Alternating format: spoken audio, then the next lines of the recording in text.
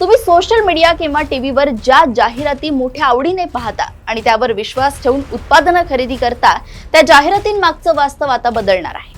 ग्राहकांची होणारी फसवणूक आणि त्यांच्या आरोग्याशी होणारा खेळ थांबवण्यासाठी IAS अधिकारी आणि अन्न व औषध प्रशासन विभागाचे आयुक्त तुकाराम मुंढे यांनी आता थेट ग्लॅमर जगतातील बड्या सेलिब्रिटींना आपल्या रडारवर घेतले आहे.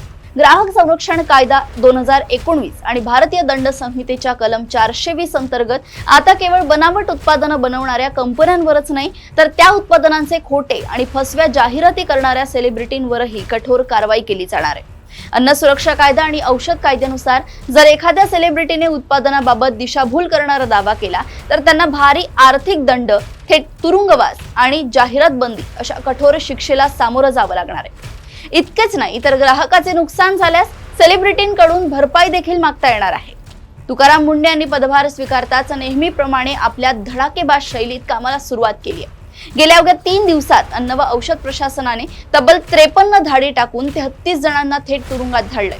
या धडक कारवाईमुळे मागील 1.5 वर्ष मंत्री आणि अधिकारी काय करत होते असा सवाल आता सोशल मीडियावर उपस्थित केला जात असून फसव्या जाहिराती करणाऱ्या कंपन्यांचे धाबे दणाणले आहेत.